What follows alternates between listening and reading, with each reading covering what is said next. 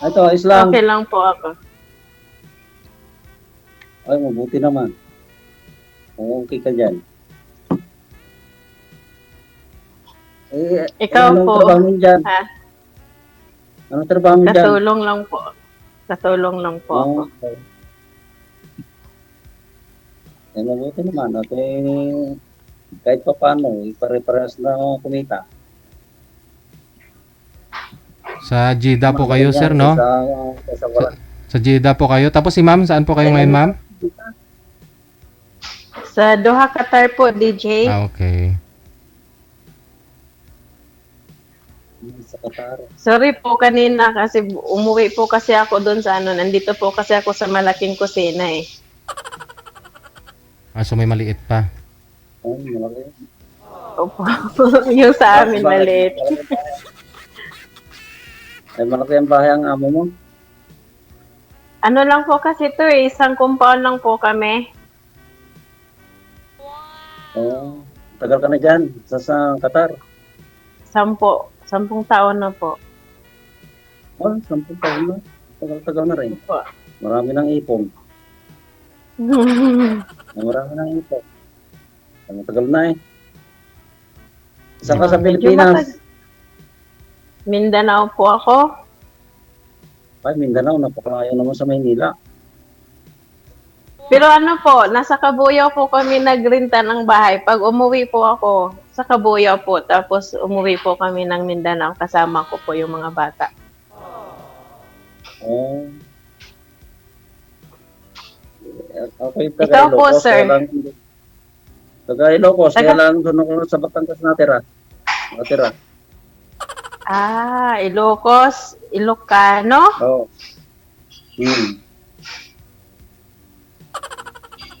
Ikaw, ilang anak mo? Anak ko po, 6. Marami-rami rin. Pero malaki na po sila lahat. Oo. Ako'y 3. May mga malalaki na rin. 2 may asawa na. Yung bunso ko na lang ang binata. Okay po, 3. Pero yung ano po, yung anak ko po, 3 po sa una kong asawa. Kasi nabiyuda po ako nung una. Tapos nag-asawa ulit ako ng taga Laguna. Yun po yung naghiwalay po kami. Hindi po kami magkasundo. Ilan anak mo sa pangalawa, ma'am? 3 din po, puro lalaki. Oh, ito pala, anay mo sa anak mo. Hindi kayo magkasundo pero nakatatlo, no? Ako po sa una, nakapagtapos na po sila lahat. Nag-iisang babae ko lang din po. Ay, bakit hindi kayo nagkasundo ng asawa mo? Ayoko na po pag-usapan, sir. Wala. Pag-usapan ninyo, baka mamaya pagkita ni sir na masaya ka na sa kanya. Mahirap po kasi yung ang dahilan din po niya kasi is may anak na po ako sa una. Tapos, basta hindi po kami magkasundo po talaga pagdating po sa ano. Tanggap niya po yun bago kanya makilala. Alam niya na ho yun na may mga anak ka, di ba? Kasi alam niya maluwag na yung pag-iisip mo.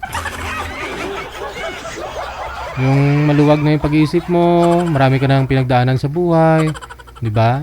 Tapos nakatatlo na nga po kayo, ba't hindi humantong sa hindi pagkasundo? Kwento na po. Ayaw ko na pong ikwento yun. Mahirap. Mahirap po yung mas okay na po ang buhay ko nung kung wala na po siya sa buhay naming mag-ina. Hindi malalaki na sila, yung mga anak niya. Doon sa akong pangalawa. Yung panganay ko sa kanya, graduating po next year ng HRM po yung kurso niya. Tapos yung pangalawa, grade 12 na po, graduating din po next year. Tapos yung bunso ko po sa kanya, graduating din po. 4th year high school naman po siya ngayon. Hindi, okay din. Parang makapatapos mo rin. yan. Sana makapagtapos po sila lahat. Kunting tiyaga lang. Tatapos din sila. Opo. Konting tiis po. Oo, parang ganyan. Mas magaling yan kaysa yung hindi sila makatapos. Mahirap yun. Kaya nga po nung dapat ang uwi ko nung June, hindi po ako umuwi kasi nung time din po na yon, July 31, yun po yung board exam ng anak ko pong pangatlo. Tapos, alanganin din po kasi enrollan po ng yung magpo-fourth year college ko. So, hindi na po ako umuwi. Baka next year pa po ako uuwi. Oo, next year. Oh, tama, uwi din ako next year.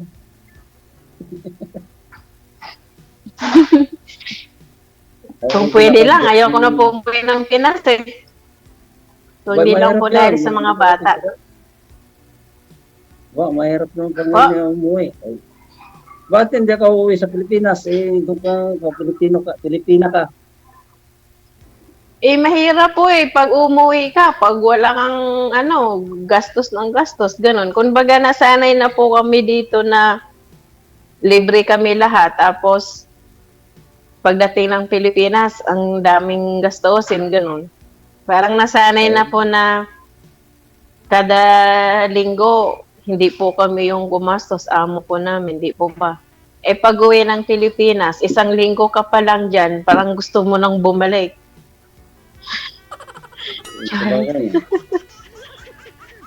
Mahirap po. O, di pagkatapusin mo mga anak mo bago ka umuwi, di mag-forgot ka ma. Ayos na yun. Siguro, uwi ako ngayong gagraduate po yung mga bata kasi wala po kong anak na pag gumraduate po sila, nandito po ako palagi. Oo. Hindi. Pagka-graduatein mo bago ka umuwi. Next year.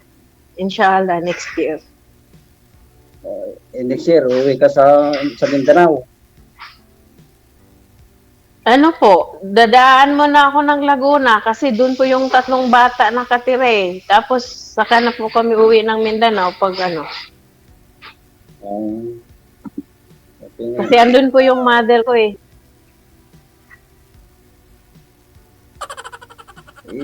Pero mo sa putaw ka na din ngayon ko na yan, may ipon ng konti. Konti. Resibo. Sabi kasi ni Sir, pauwi na ho yan next year, uwi na ho yan si Sir. So sigurado, for good, may ipon si Sir. Siya may ipon. Magninegosyo na lang kayong dalawa para di ka na lang bumalik dyan, mami. Po, Sir, DJ, ang bala ko po kasi pag halimbawa mag-for good kasi hindi na po ako pinayagan ng mga anak ko. Ang sabi nila, huling kontrata ko na po ito.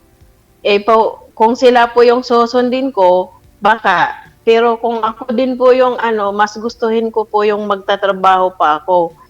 Ayaw na po nila akong payagan kasi tama na daw yung sakripisyo ko sa kanila. Ayun naman po pala. Di magtrabaho po kayo dito na lang kayo sa Pilipinas. Ay, malapit sa kanila. Bala ko, DJ, mag-ukay-ukay na lang po. Ayun nga lang. Kahit saan ngayon, maraming ukay-ukay. Maraming kalaban sa ukay-ukay. Kahit na lang po, basta yung may kita po araw-araw, kung sakali po na Pero hindi po ako sigurado pa doon kasi kung gusto ko talagang magtatrabaho ako na yung sarili ko pa pong kita. Oo. Ayoko po yung umasa sa mga anak ko na papadalhan ako ng ayaw ko po yung gusto ko po talaga yung maghanap buhay. Ayun, maganda. Sariling sikap. Opo. May sariling sikap. Kasi hindi naman po ako, kung totoosin, hindi naman po ako obligasyon ng mga anak ko kung kaya ko pa naman po maghanap buhay eh. Tama. Gusto ko yung sarili kong gusto ko sarili ko din kita kasi Kung sa Pilipinas kasi, DJ, kung magnegosyo, hindi mo naman po maiwasan yung may utang po, sakit po sa ulo. Hmm. Kung dito po kami, dito po ako, buong Bilis. buo po namin makukuha yung sahod namin, hindi po Hmm. ba? Pag gano'n hindi kasi, naman mahirap ako, eh. Depende naman ako kung anong negosyo mo dito sa Pilipinas, no? Yung walang utang-utang ba? Hmm. Ay, ano sa DJ, maganda yung negosyo sa Pinas, yung panghilod. Ilalako. Pwede. Charot. Walang kapital. Mamumulot ka lang ho dun sa gilid ng dagat. Oo, yung manghanap na lang ng ano. Si sir na lang pabuhatin mo, ikaw sisigaw. Hilod! Pwede, oo, panghilod. Panghilod mo diha, yung ganon. Para Mahirap yun, panghilod. ang hilod sa mukha para hindi kumapal. Ganun. Ang Hindi panipis. naman kuminis. Ay, ikaw po, sir. Ikaw po, saan po ba kayo nagwo-work ngayon? Dito, sa driver, sa kumpanya. Dati sa kumpanya ako umalis kasi hindi nagpapasahod. 3 buwan na bago makasahod, umalis ako. Lumipat ako. Yun. Dito sa nag-family driver, kunti lang naman. Nagpapalipas lang ng panahon dito sa food. Wala naman akong binubuhay na, malalaki na nga yung mga anak. Hindi mabuti naman po pala. Yung aking anak na bunso pulis. Wala na akong kuhan. Sila na kuhan. Wala na akong sinusuportan sa kanila.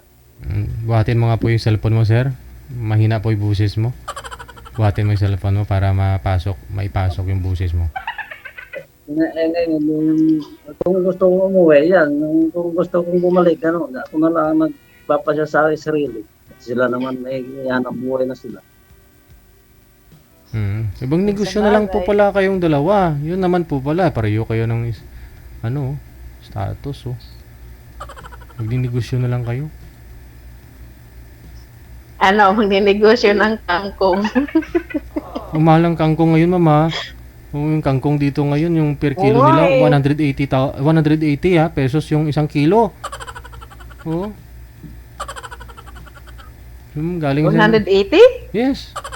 Mahal. Yung 120 yata yung pichay. Yung 1 kilo. Nagmahal lang ho ngayon. Iwan ko po ba? Kasi tuloy-tuloy kasi yung ulan, kaya siguro. Pwede rin.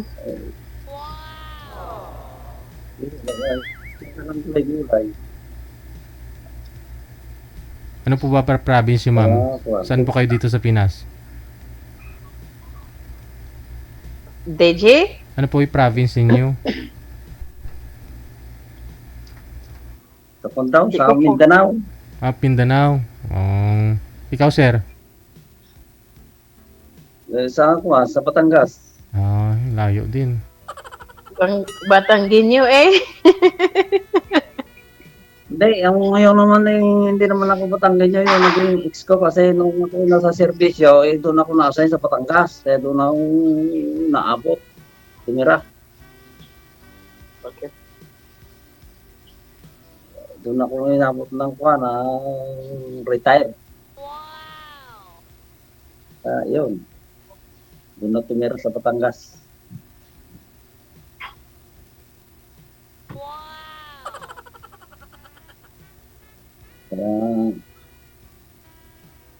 Ako nag-retire noong 2007. Nag-abroad ako 2008. 2008, 2009 naman po ako nag-umpisa. Hanggang ngayon, nandito pa. Humihinga pa. Oo nga eh.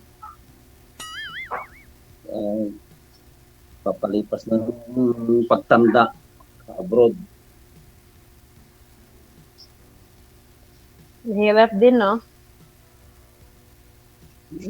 Talaga ganyan ang buhay. Mas magaling yun kaysa yung magtambay sa Pilipinas. Hmm. Ilang taon na po kayo, ma'am? Walang, Yung edad po ninyo, ma'am, ilang taon na po kayo? Ako po, Ay, syempre, ikaw lang naman yung ma'am na babae din eh. senior citizen ako, DJ. Hindi, si sir po kasi 64. Mm. 50. Mag-51 po ako sa January po. Bata pa pala. Yun. hindi pa Hindi senyor. naman halata si sir na 64 eh. Ang sabi Siguro ni, na ako, 1960 ako eh. Oh, hindi nga halata. Para ka nga lang mas matanda pa nga ako sa iyo eh. Ang mukha. Charot. Tanda na. 1964 ako. Ay, 1960 ako. Kaya maedad na. Kaya pang payagan ng among mga purgo. Pag Kaya maganda magtitiis yung muna performance mo. Matagal na ako sa kanila. Kaya ako na lang daw ako uuwi. Bakasyon lang daw muna. Sabi ko, oo. Wala naman ako inaaral sa Pilipinas. Basta Pero mahalaga. may day off ka naman din.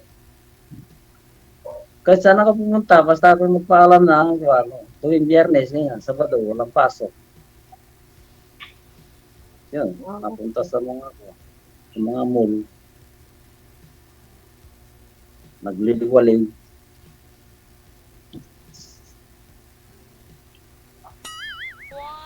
Kayo, dyan. Meron naman po, pero bihira po akong lumabas pag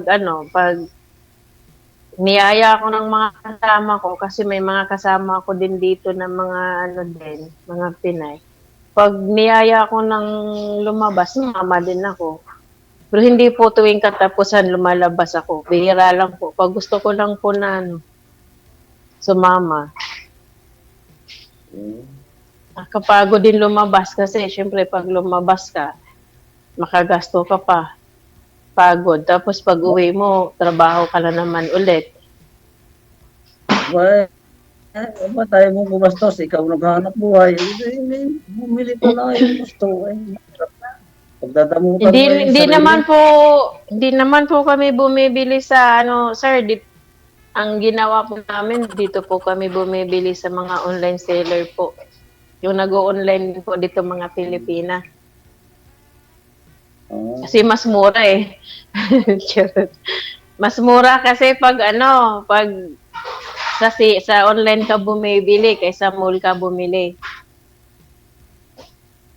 Bihira po ako lumabas. Pag pag gusto ko lang, nakakatama din kasi lumabas pag andito yung mga amo. Kasi syempre pag uwi mo, magulo.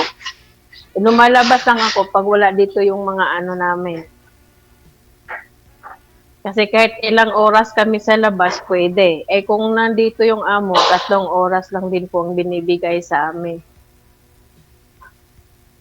Oo, okay lang yung 3 oras. Basta mapasya. Lagi naman po akong lumalabas eh. Pag namamalingki eh. Nakakalabas naman po. Bago na. Tapos na. Nagkakawa. Nader din ang aking manugang. Sa Qatar. Saan po? Dito sa Qatar? Ay, hindi ko pala alam kasi mag-3 months pa lang. Ah, okay. Iwan ko kung saan address niya sa Qatar. Isang araw. Maganda naman po dito eh.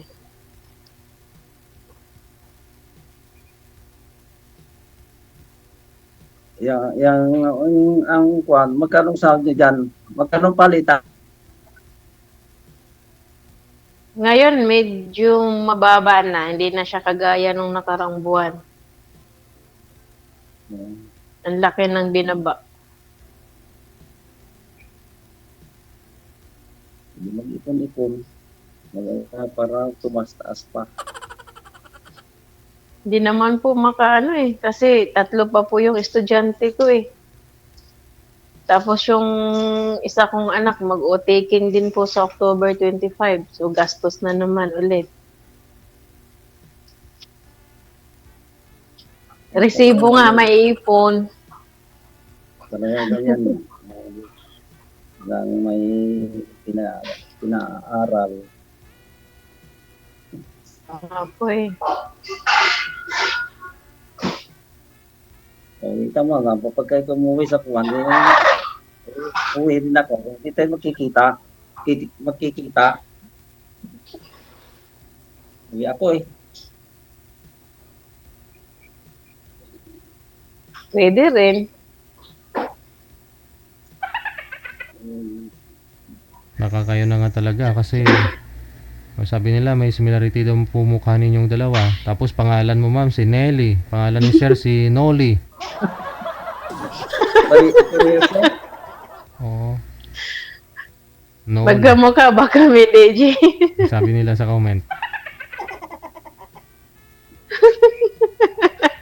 Noli. Magkambalata kami. Ha? Ikaw kay Balo? Sino? Hiwalay? Ako, hiwalay. 10 taon na rin kaming hiwalay. Balo dun sa una, no? Tapos sa pangalawa. Sa una. Kasi yung una kong asawa, DJ, nung nawala siya, 5 months lang po yung pulis ko ngayon. Yung akala ko nga hindi ko mapaaral ng maayos yung mga bata Tapos, May pulis pa rin anak? opo, kapapasa lang po niya ng board exam ng August 22 po. Oo. Pares pala tayo, pulis ang aking bunso Ayun lang huhuli sa akin. Joke. Pulis din man Meron na Ako po. nag-retire din. Yung- Nag-retire, pulis din ako. Retired ako, nag-pulis. Kaya yung aking anak, doon din yun din ang nagmana sa akin. Yung pulis din. Kaya, pulis din pala yung anak, magpupulis. Pulis na o magpupulis pa lang. Yung kapapasa lang niya ng board exam ng August 22. Mag-o-taking pa lang siya ng October 25. Matagal pa. Sunod buwan pa. Anong exam nyo lang sinasahan? Anong exam? Sana exam? Maraming exam lang kami. Ng pulis Di ko alam. May exam niya sa Napolcom, may exam niya sa civil service. Bago sila matanggap. Baka sa Napolcom. Oo. Hindi ko. Dapat Itanong ko muna. Baka nag-apply pa lang. Oo, siya. Oo, yun. Kasi kapapasa lang niya nung katatapos lang nila nung Di ba nag-board exam siya July 31 hanggang August 3 yata yun. Tapos nung resulta nila nung August 22. Ayun. Nag-exam Tapos, sa criminology. Natapos na ang criminology, nakatapos na. Ayun, tapos lang ang criminology, mag-exam sa Napolcom. Tapos mag-exam sa civil service. Ayun, ang mga requirements. Tapos punta doon sa kampo. Pagkatapos punta sa kampo, doon siya mag-medical. Tanong din ang posisyon nun. Marami pang dadaanan yun. Pero kung exempted siguro magna cum laude anak nyo ma'am, hindi na sila kailangan di ba? Yun yata yun pag magna cum laude. Cum laude at saka magna cum laude, hindi na sila kukuha ng exam sa Napolcom. I-hire na sila kaagad. Diba sir? Ganun po ba yun, DJ? Doon siya mahirapan sa medical. May fit sila sa medical. Yung aking anak, 2 beses siyang nag-take ng medical. Nakapasa naman. Oo, Pangalawa. ayun, nung nakapasa na, ay, nung pang, 2020 pa yun. Yun, na-record ng 2020. Saka, kakawan ng, COVID. Kaya mahigpit na. Maganda nga ngayon sa online. Online sila magsasubmit ng requirement bago sila mag-report ng pagka okay na yung kanilang requirement. Yun, pupunta na interview na. Yun na ang prosito. Kaya matagal bago makapasa.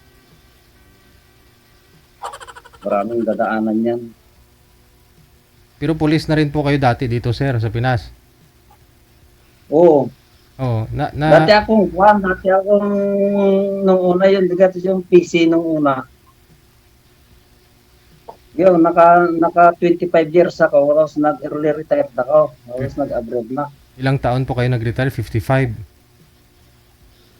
Kung tutuusin, ay kung tapusin ng yung 56, abutin ng 56, yun, retired na. Pero nung ako nag-retire, ay ako 46. 46. lang. Pero naka 25 years kayo sa service. 25 years ako sa serbisyo. Ayun, early retired na ako, tapos nag-abroad na.